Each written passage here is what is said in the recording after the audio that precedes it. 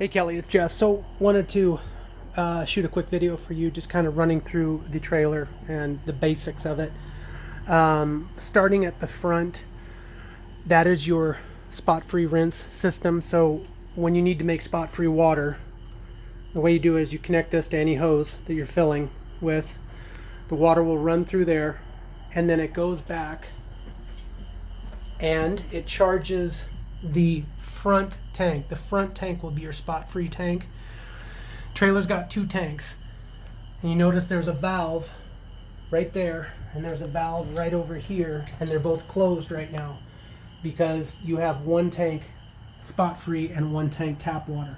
If you ever get a job and you need a lot of tap water or a lot of spot-free, what you can do is throw that valve and then it'll connect the two tanks together. But just know, by doing that, if you have a full tank of or half tank of spot-free water, it's going to mix it with tap water. But if you got a huge job and you just needed tap water, you could drain the front spot-free tank or just open the valve and fill up both the tanks.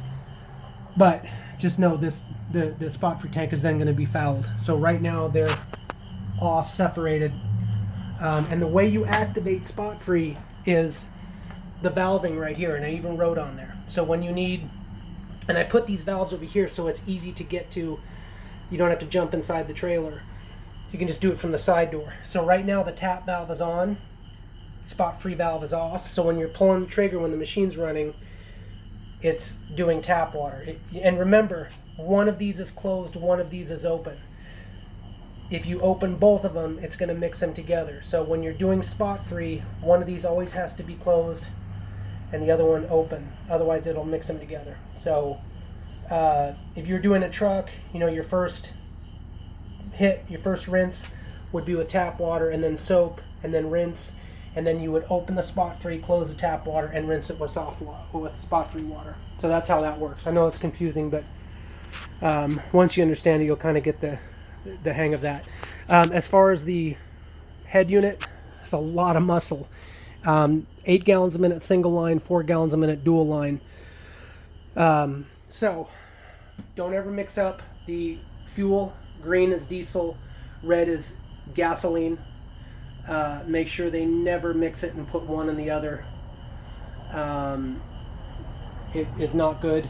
It probably won't kill it, but it won't be good. You have to drain both the tanks, and that's a nightmare.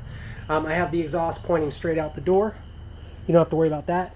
I had something shipped to me. I was hoping it would be here today, and your guy's picking up the trailer tomorrow, but it is a diverter that fits right here and diverts the exhaust from the burner outside. I'm going to have to FedEx that to you, and it just screws in right here. So until you get that, try not to run hot, just because it'll exhaust and it may color the roof.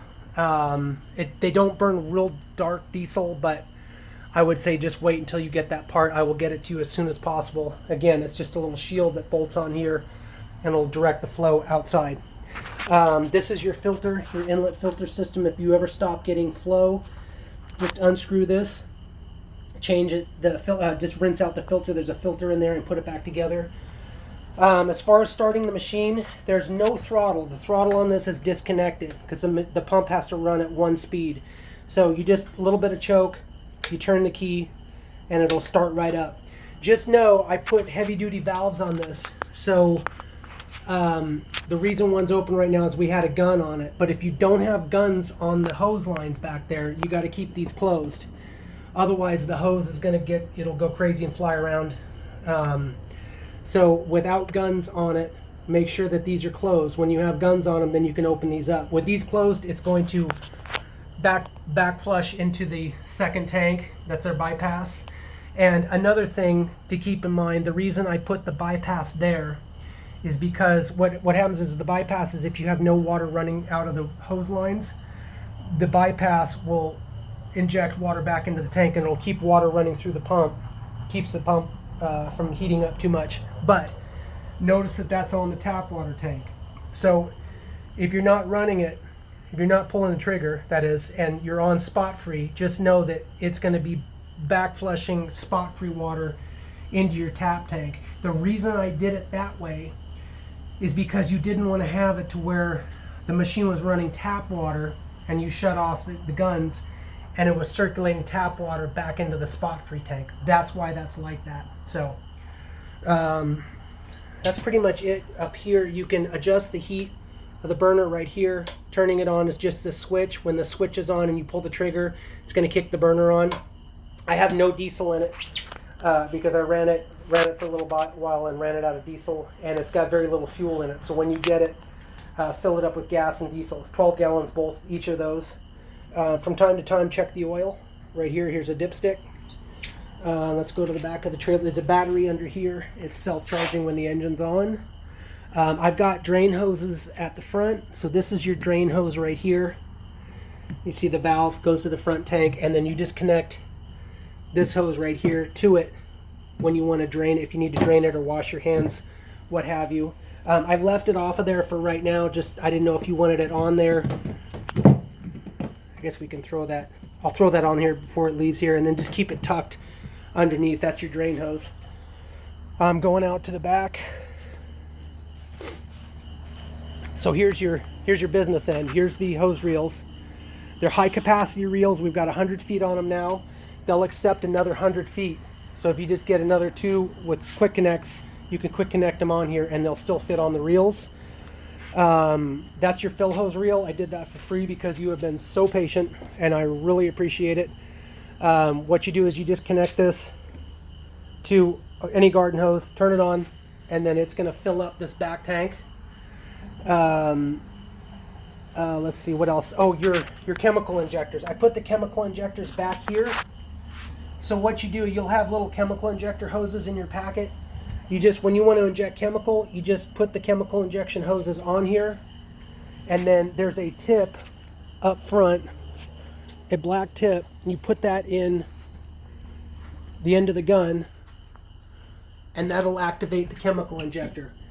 And I'll make sure there's another one in your packet, so you have 2 of those. But that's how you activate the chemical injector. You put that in the gun. When those hoses are in some liquid, you pull the trigger and then it'll inject.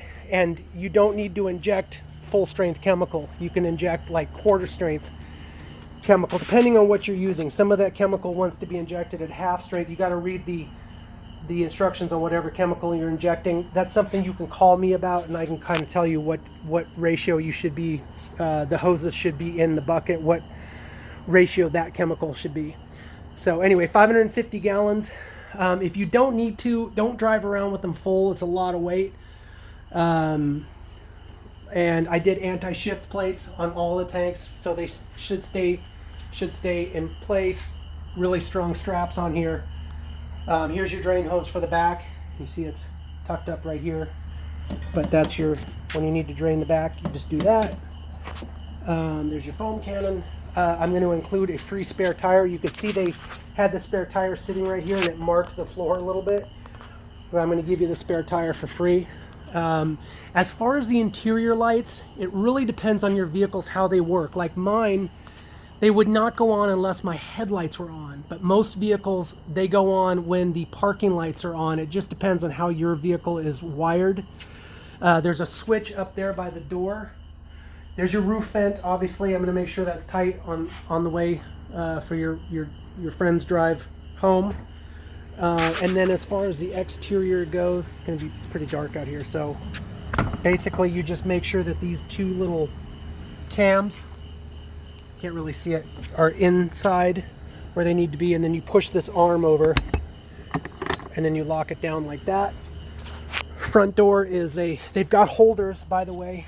I know you can't see that, but they've got holders to hold the doors to keep them from flying open. Maybe see this one? No, it's too dark. There's one right there. Anyway, this one, the key to it is in your packet. There's a key lock for this one. Turn out the lights. Boom. All right, and now it's pitch black. Anyway, I'm going to upload this video and send it to you. I know that's a lot of information to send you in a short amount of time, but you're going to always be able to get a hold of me if you have any questions or problems, and we'll get you squared away. All right, so this thing should see you in a couple of days. Take care. Bye.